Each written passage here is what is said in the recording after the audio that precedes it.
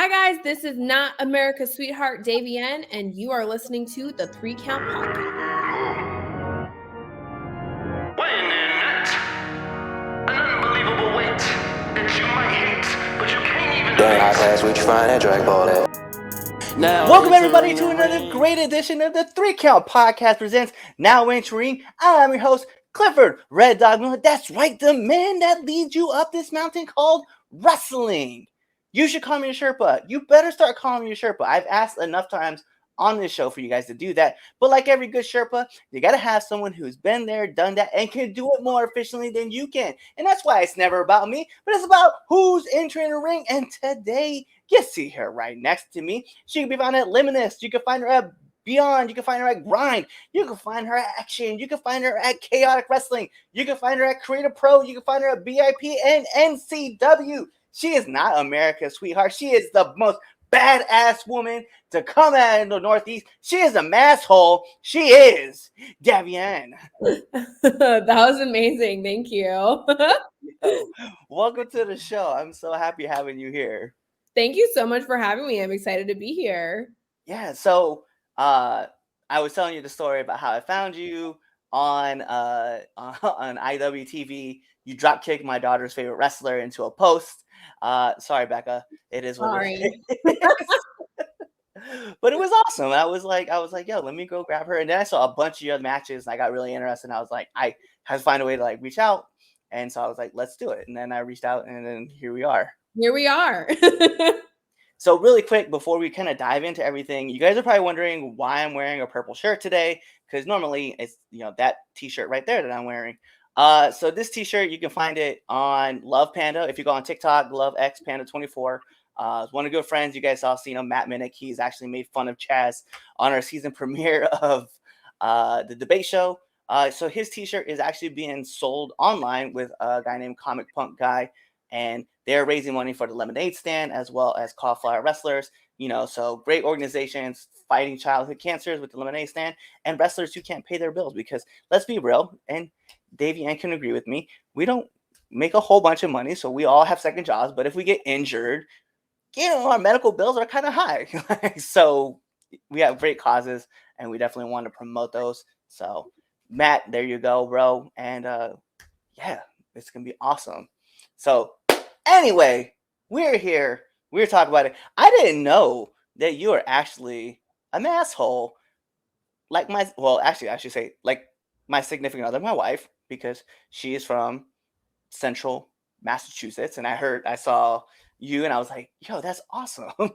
Oh my gosh, how central? So I lived in Auburn for a year.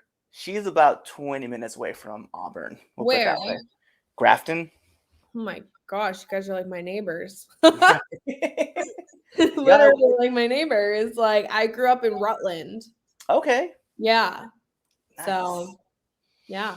It's funny though, because my stomping grounds. Yeah, once you pass Worcester, like it all reminds me of because I'm originally from Nebraska, so it reminds me of all of Nebraska. It's just flat. There's a lot of land, and you're like, wow, there's two sides of Massachusetts. Yes. But bet. So first question right off the jump. Who is Davian? Oh boy, loaded question. Yeah, I mean, who is Davian? That's a great question. I struggled with that for a very long time when I first started wrestling. And then I just decided to just kind of like be myself. What you see in the ring is just me with the volume turned up, really.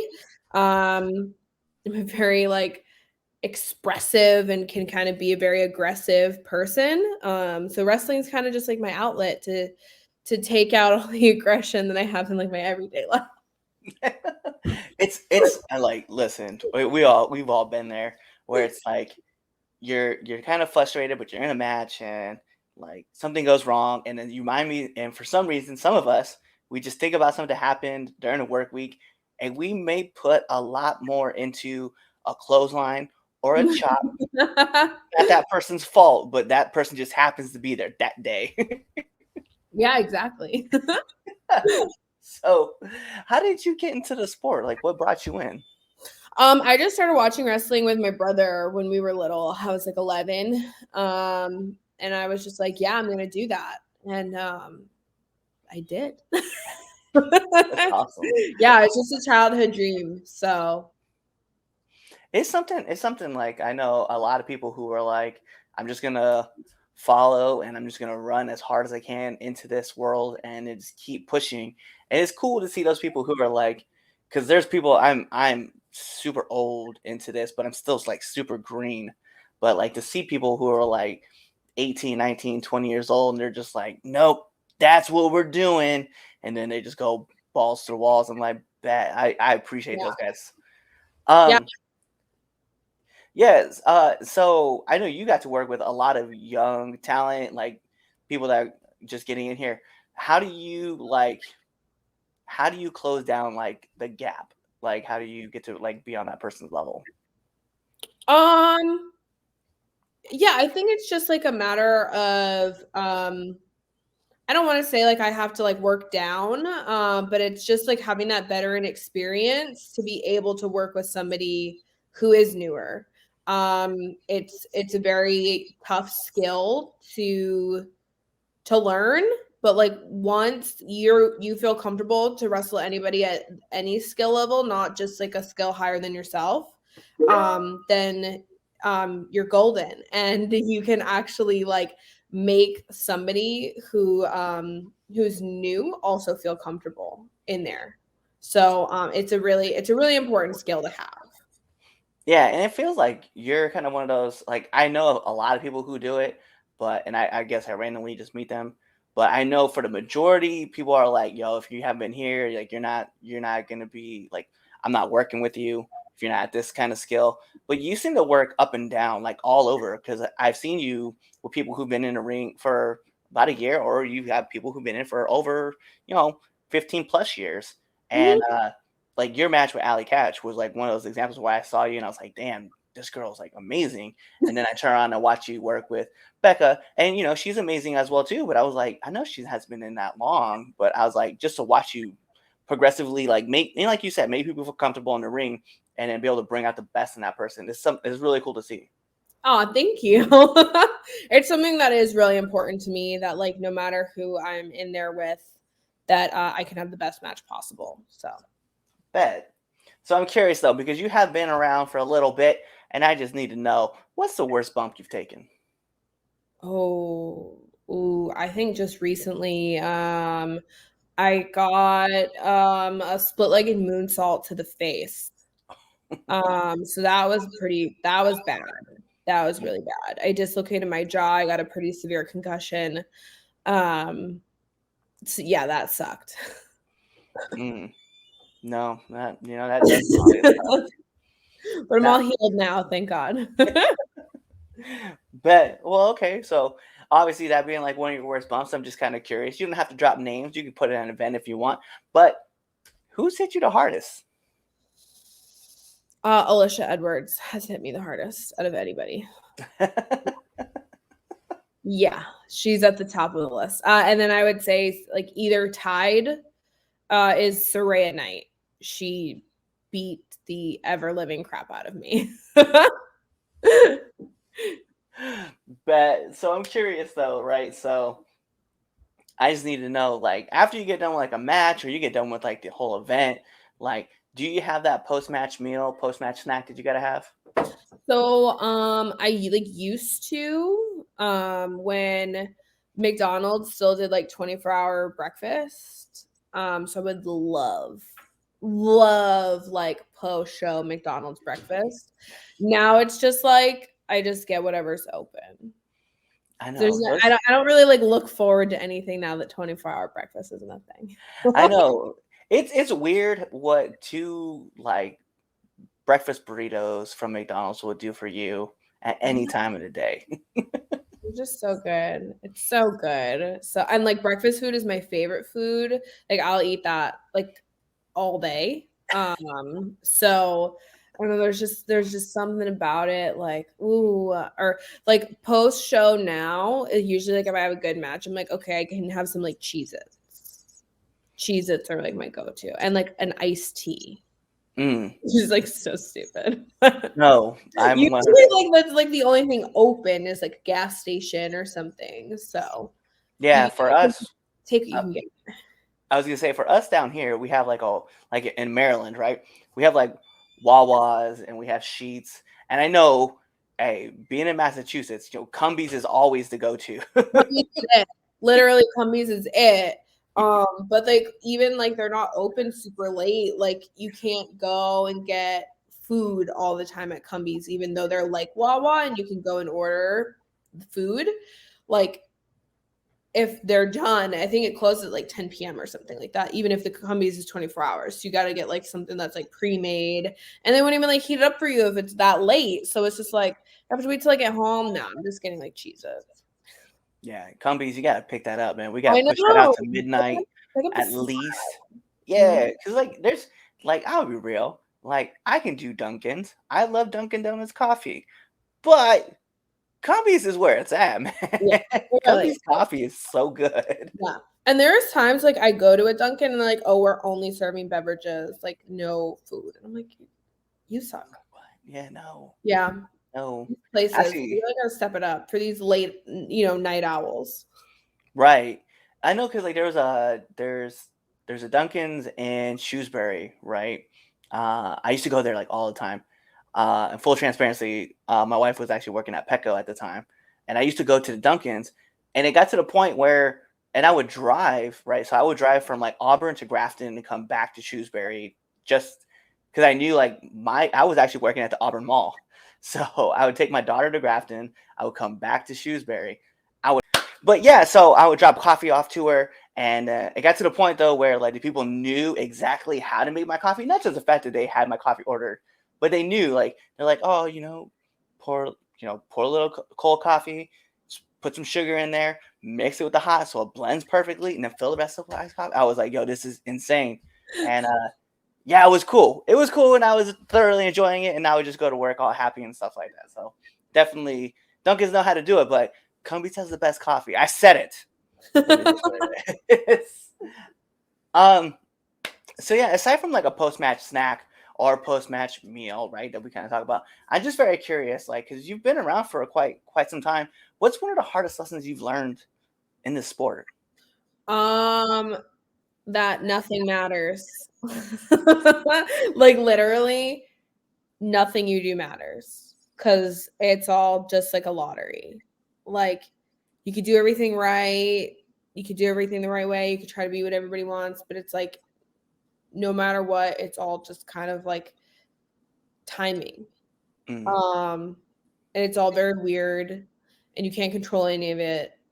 But yeah, nothing matters, but also like everything matters. And it's a very delicate balance. Yeah, like you don't want to be an asshole, but then like you could be like the super nicest dude and just get passed up on all the time. Like you could literally be like the best wrestler ever, and just like maybe people just don't like you. Maybe you can't make money. Like it's just, but then who knows? Like nothing matters and everything matters. It's all like a timing thing. It's very, very odd.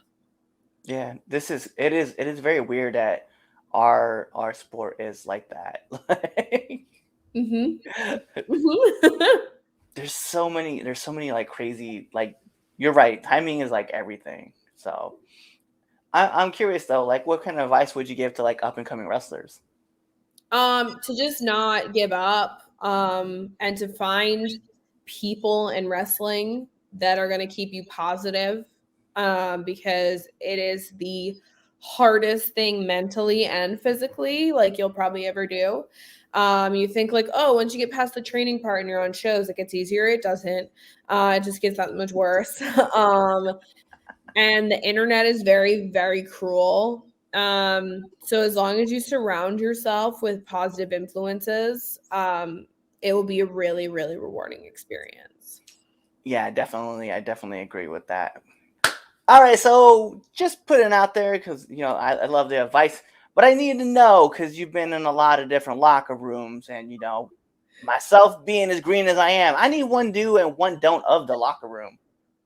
Um, don't be annoying. And like, I mean, I'm really bad at this. I bring like 20 bags. Like try to like keep your stuff like together. Do just kind of like, I don't know, just like enjoy your time in the locker room, like, and just like don't be a pest, I guess. Like as long as you're respectful and respecting everybody around you and not being annoying, like, yeah, you can do whatever. I like that though. Like, I tend to like bring like 2 bags with me too. Like, I have my backpack and then my travel bag, and I try to keep it like packed tight, like against Yeah. something, so that people aren't like walking into it, and I try not to sit around where like near the door. That's probably the worst, because I watch people who walk like sit in the door and they have like their stuff strung out, and I'm like, dude, you have no idea how much heat you're just building up right now. It's one of my favorites. But those are like all my heavy hitting questions. But we have to get into the second best segment of this podcast. You're probably wondering to yourself, what's the first? It's the Red Dogs Power Rankings that you can find every Sunday on our debate show, because that's the thing. But this is the 3 Count Podcast, 10 count questions. Miss Davienne, this is how it works. I'm going to fire off 10 questions at you rapid fast. Whatever's your answer, that's your answer. All right, let's go. We're going to put on an imaginary timer for added pressure. Bing! And here we go. SmackDown or Raw? SmackDown. Favorite movie? The Nice Guys. Nice. PlayStation or Xbox? PlayStation. Favorite color? Blue. Mario or Sonic? No, I don't really do either, but Mario. Favorite submission move? Boston Crab. That's right. It has to be. Face or heel? Face. Favorite podcast? The Bellas podcast. Nice. Nominate one person that you want to see on this podcast. Armani Chaos. Yes. 100%. And then last but not least, my favorite question to ask every single person that comes on this podcast. Favorite curse word? Motherfucker. I tell everybody, a good F-bomb is what you need in this life. It's what's necessary sometimes. And then sometimes it gets so serious, you got to throw a motherfucker in there. Sometimes you just gotta. But those are all my questions I have. So I just need you to let our viewers and our listeners know where they can find you. You can find me on Twitter and Instagram at Davienne __. And then you can find for merch, I have a big cartel. It's like davienne.bigcartel.com. Yeah, that's everywhere you can find me. Bet, there you have it. She gave you all the handles. She gave you where you could buy her merch. And just like every good part of a match, we got to take it home. Because this is the 3 Count Podcast presents Now Entering the Ring, and I'm your host, Clifford Red Dog Miller. That's right, the man that leads you up this mountain called wrestling. That's right. You can call me your Sherpa. Y'all should be calling me your Sherpa, but like every good Sherpa, you got to have someone who's been there, done that, and can do it more efficiently than you can. That's why it's never about me. It's about who's entering the ring. And you see her right next to me. She is a masshole. She is a badass. She is not your friendly favorite person, but she is Davienne, and you guys know what to do. Tune in to the next episode and be there, or you just wait for this episode to end. You wait for that outro, and then you choose another episode to listen to. Peace.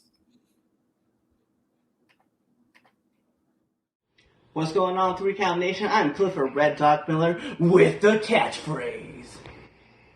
But what I really want you to do right now, go to twitter.com, right? Go over there, find us at the 3 Count _ pod, give us a follow, give us a like, give us a comment. We want to talk to you guys. Go to IG at the 3 Count pod. Give us a like, give us a follow, leave us a comment. We want to interact with you. Go to youtube.com, give a subscribe, turn the bell on, turn the notifications, leave a comment. We want to talk to you. Go to anchor.fm /the 3 Count Podcast, and in there, you can leave us a message, and we will talk to you. Basically, what I'm trying to tell you is that we want to talk to you. We want to have fun with you guys, and we love listening to what you guys have to say. Also, one thing I need you to do for me, the 3 Count Podcast also has merchandise. Oh, at prowrestlingtees.com/the 3count pod. Please go buy our t-shirts. We love you guys and we hope you love us too. So show us some support, please.